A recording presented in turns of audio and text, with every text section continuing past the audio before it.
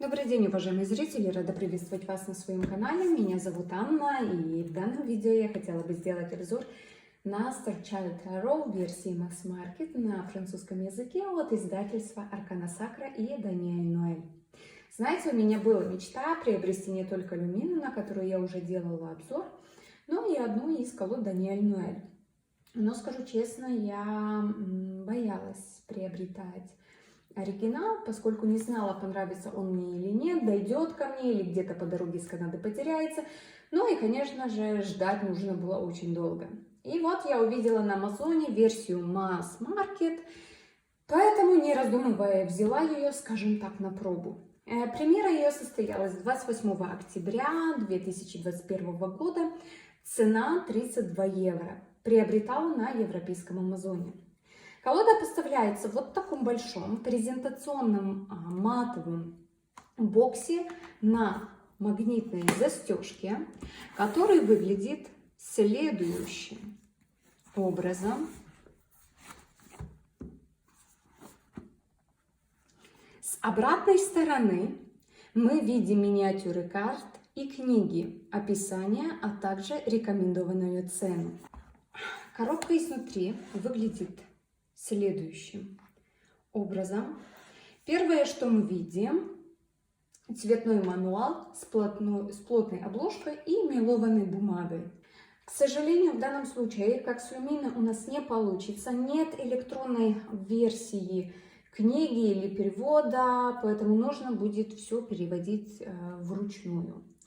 Книга состоит, я сделаю так, чтобы не отсвечивала, из содержания, вступления, в котором автор рассказывает о колоде, также информация, что такое хроники Акаши, что такое высшее я, и, конечно же, информация, как в большинстве инструкциях и книгах к колодам, как можно использовать таро, как чистить, тасовать, информация о перевернутых арканах, о раскладах таро, о ведении дневника и что такое звездное семя, пример ведения дневника, 5 раскладов, общая информация дополнительная о таро, о старших, о младших арканах, о мастях. Дополнительные, также имеются дополнительные ключи интерпретации арканов, такие как чакры, кристаллы, духовные проводники, символы, астрология. У нас также имеется информация о системе чакр, описание каждой чакры и, конечно же, интерпретация арканов. Знаете, я не буду зачитывать, просто постараюсь преподнести информацию в нескольких предложениях. Итак, у нас здесь есть ключевые слова, дальше информация о прямом аркане. Мы рассматриваем здесь нулевой аркан, который называется «Звездное семя». Здесь информация также, что такое звездное семя, абзац о самом аркане с духовной точки зрения, вопросы, которые можно себе задать, значение перевернутого аркана и таблица с дополнительными ключами, такими как чакры, камни, астрологическое соответствие. Автор не ограничивался только одной планетой. Здесь упоминается скорее, знаете, туманности, звезды, созвездия, вот, например, Сириус, Орион, Лира, Андромеда, Вега и так далее. Обозначение, вот, например, Шриянтра, звезда Меркаба, Антахкарана, но и духовные наставники Метатрон, Рафаэль, Уриэль, Санат Кумара, Эль-Море и так далее. Ну и в конце самой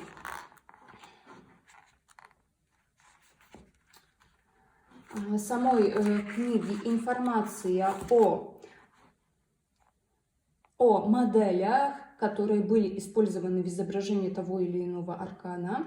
К сожалению, как я уже сказала, книгу нужно будет переводить вручную, но было бы очень интересно ее прочесть. Итак, карты поставляются в отдельной коробочке для более удобного их хранения. К сожалению, крышка не очень плотно прилегает.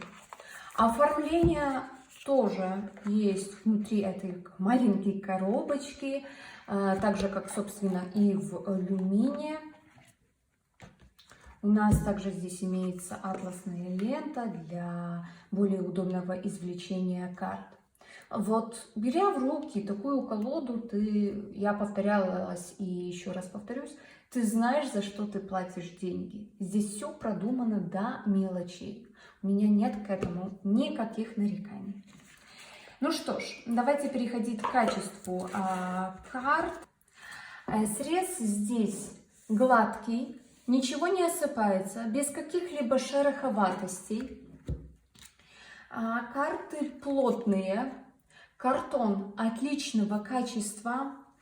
Покрытие, вот знаете, оно не матовое и не глянцевое, что-то вот посередине, но и не скользкие. Цветопередача и печать без нареканий. Вот таким образом выглядит рубашка.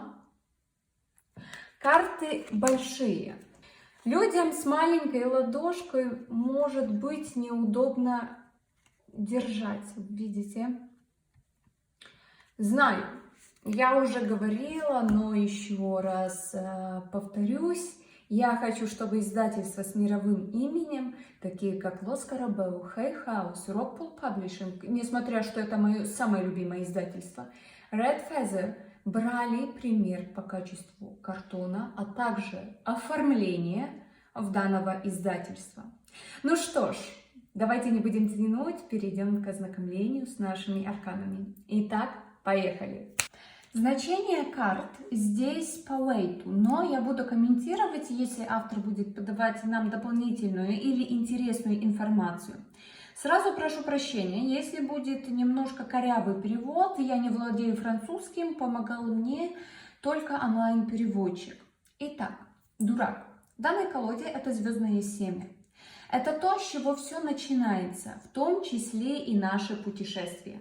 Это искра, которая нас заставляет, хотя это не очень хорошее слово, я бы сказала, наполняет нас энергией и желанием исследовать миры, выбирать новые пути, помогает найти ответы на свои вопросы и понять, кем мы на самом деле являемся.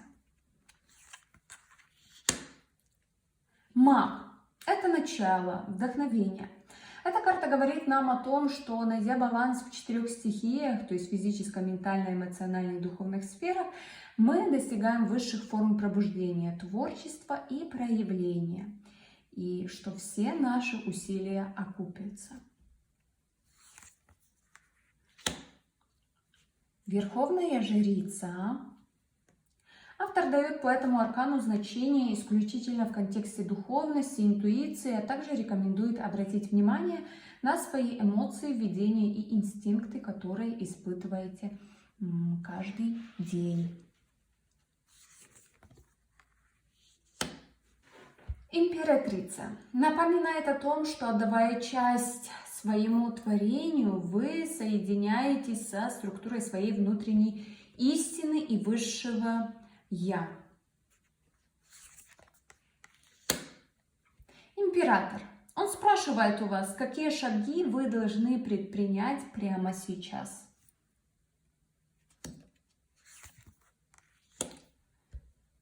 Иерофант.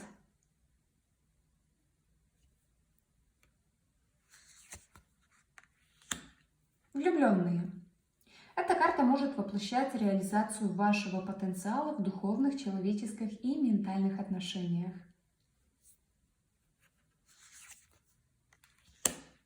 Колесница.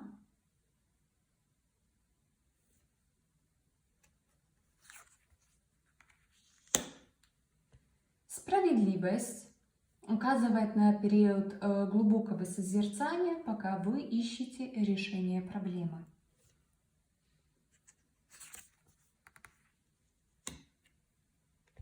Отшельник. В данной колоде это у нас спокойствие.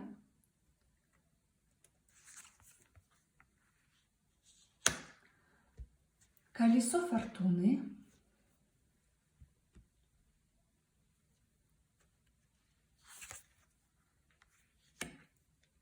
Сила.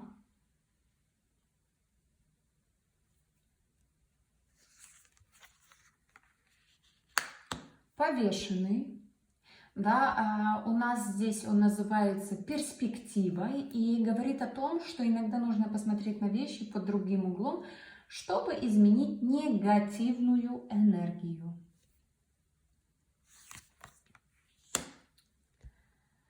Трансформация, то есть смерть. А в данном мануале автор преподносит смерть как жизненный период, во время которого нужно начать использовать свои таланты, умения, что не нужно бояться трансформации, нужно только быть открытым возможностям, которые нам предоставлены, и все пройдет хорошо. Умеренность.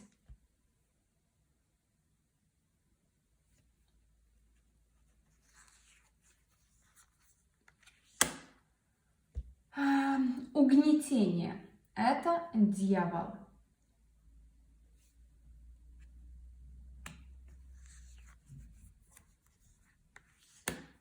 Башня.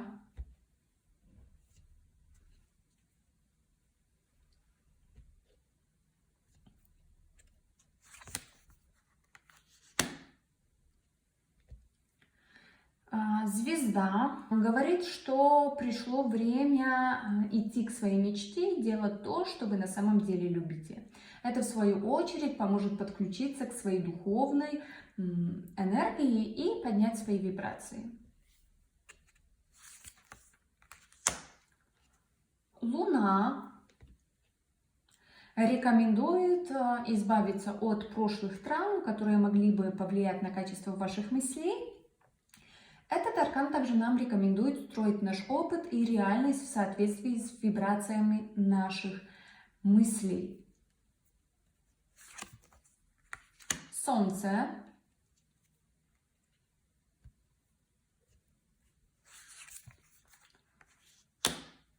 Пробуждение – это суд.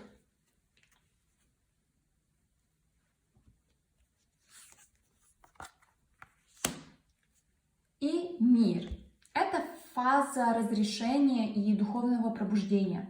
Благодаря своей духовной и эмоциональной эволюции вы достигаете более высоких уровней. Вы достигаете также более высокого уровня сознания, которое поможет вам понять свое место во Вселенной.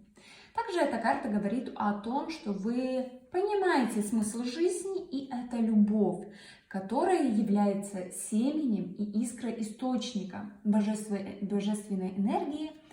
Эта любовь делает вас тем, кем вы являетесь. И дополнительная карта Хроники Акаши. Эта карта подводит окончательный итог эволюции Вселенной в коллективном масштабе, в которой каждый из нас играет свою личную роль. Ну что ж, со старшими арканами мы закончили, переходим к жезлам. С младшими арканами постараюсь побыстрее. Туз жезлов, двойка жезлов. Вы идете по собственному пути, который ведет к признанию вашей внутренней истины и вашего творчества.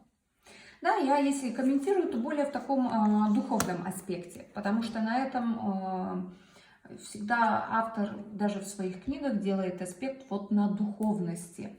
Тройка жезлов.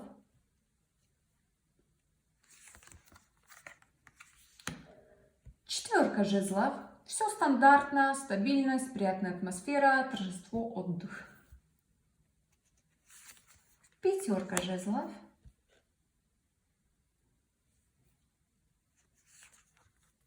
Шестерка жезлов.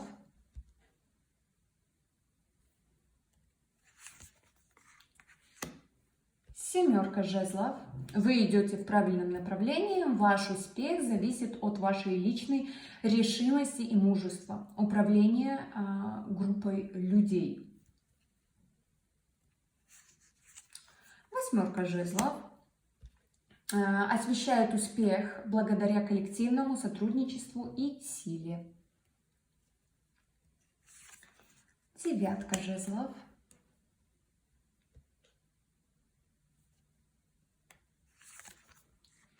Десятка жезлов.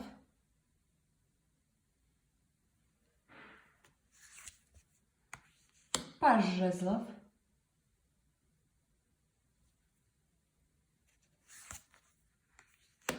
Рыцарь жезлов.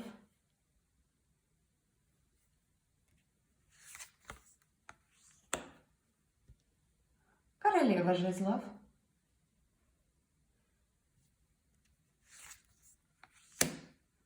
Король жезлов.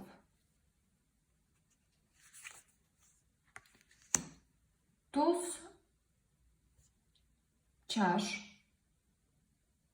Да, говорит о мощной силе, благодаря которой возникает универсальная космическая любовь. Двойка жезлов.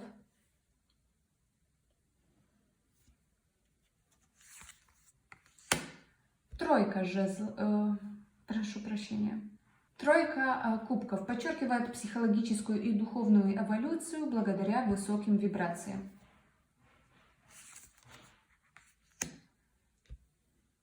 Четверка кубков рекомендует нам подумать обо всем, что делает нас счастливыми, посмотреть на ситуацию с позитивной точки зрения, а не сосредотачиваться на негативе. Пятерка кубков. Да, я иногда могу запинаться, потому что, я французского не знаю, и иногда для большей уверенности я должна убедиться, что правильно, например, называю масти. Шестерка кубков.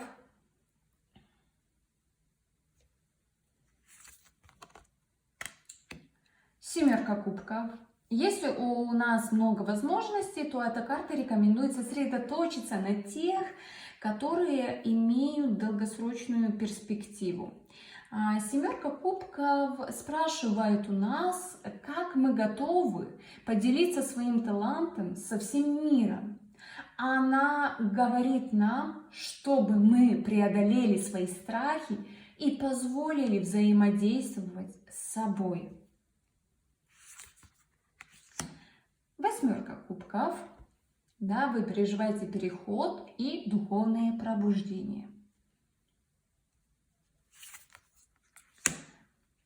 Девятка кубков. Вы пребываете в стадии исцеления после длительного периода борьбы. Ваша интуиция находится в балансе.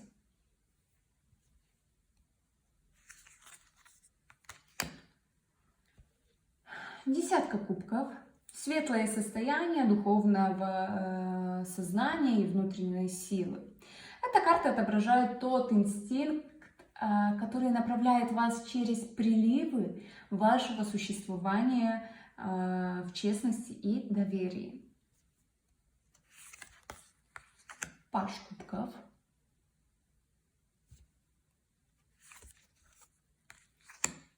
Рыцарь кубков.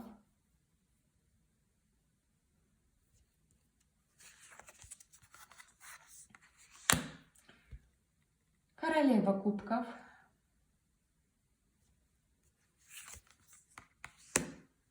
Король кубков.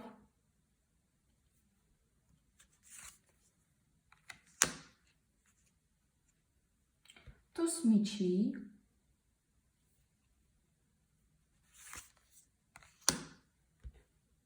Двойка мечей.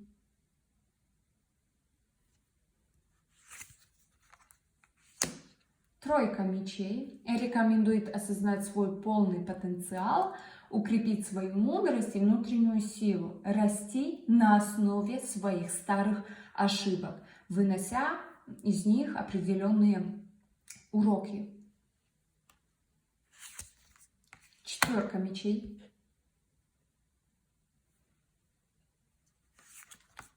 Пятерка мечей. предлагает спросить у себя, что является важным, ваше мнение и взгляды или отношения с другими. Ваши амбиции рождаются из страха или любви. Как ваши слова или действия могут изменить данную ситуацию? Шестерка мечей.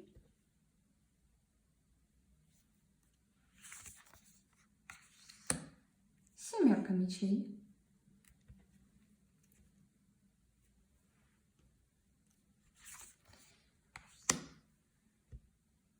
Восьмерка мечей. Ваше мышление пытается страхом, который сужает ваше поле зрения и держит в ловушке.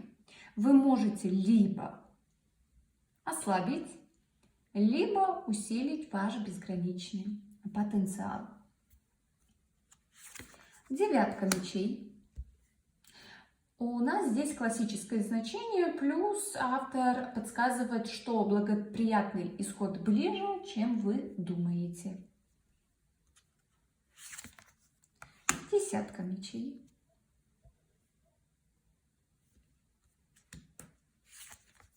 Паш мечей.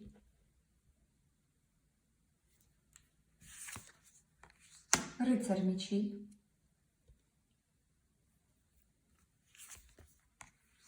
Королева мечей.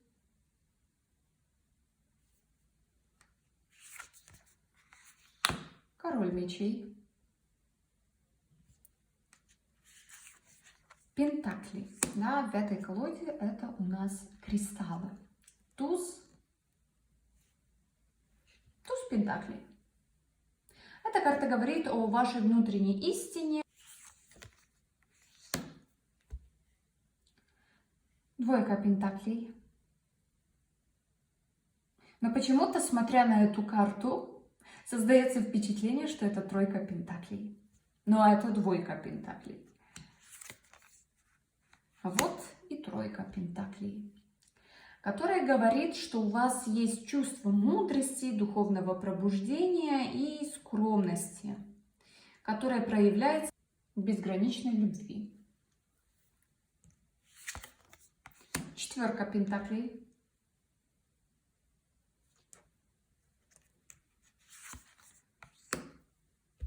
Пятерка пентаклей. Шестерка пентаклей.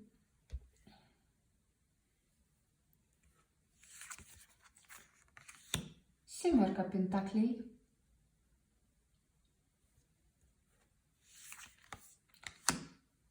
Восьмерка пентаклей рекомендует вспомнить все свои успехи и карьерные цели.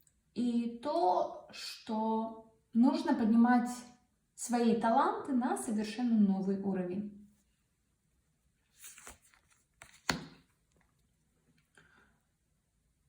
Девятка пентаклей говорит, что, возможно, вы во время своего путешествия уже приобрели некоторые умения в сфере танцев, что привело к усилению духовного пробуждения. Десятка пентаклей рекомендует наслаждаться удовольствиями жизни, но не стараться быть щедрым на знания и накопленные богатства. Паш пентаклей. Рыцарь пентаклей. Королева пентаклей. И король пентаклей. Ну что ж, переходим к итогам. Единственное, к чему у меня есть претензия, это нумерация. На некоторых картах линии цифр тонкие, на некоторых более, скажем так, шрифт жирный, а на других размер шрифта больше или меньше. Вот вы, например, я не знаю, видно вам сейчас или нет, но вы можете проследить эту тенденцию. Верховная жрица, императрица, повешенный, смерть. Если нет, просто вернитесь к старшим арканам, когда мы рассматриваем изобразительный ряд. Также белый шрифт не позволяет хорошо увидеть номер карты. К сожалению, не могу сравнить с оригиналом. Я буду очень благодарна за ваши комментарии, если вы во время обзора уловили какую-либо разницу. Я, знаете, давно мечтала и желала приобрести оригинал этой колоды или Moonchild, которая мне очень нравится. И, знаете, все время меня что-то сдерживало. И слава богу, что я не приобрела оригинал. Был даже момент, когда я подумала, что обязательно приобрету все-таки оригинал Moonchild. Но подумав, я решила, что мне версии Mass Market будет достаточно. Это набор красивых картинок-коллажей, на которые будет отлично медитировать, рассматривать, наполняться энергией той или иной карты. И то не все карты, честно скажу, красивы. Рассмотреть на ней можно какие-то поверхностные вопросы. Да, и просто иметь в своей коллекции это да. В картах я не вижу никакого глубокого символизма как такового. В инструкции заложены значения карт по уэйту, но преподнесены больше с духовной стороны. Я не могу сказать, покупать вам эту колоду или нет, решайтесь сами. Я не вижу в ней глубины, и без нее можно прекрасно обойтись. Но если все же вы хотите иметь в своей коллекции творения Даниэль Ноэль, приобретайте или ее оракулы, или Moonchild.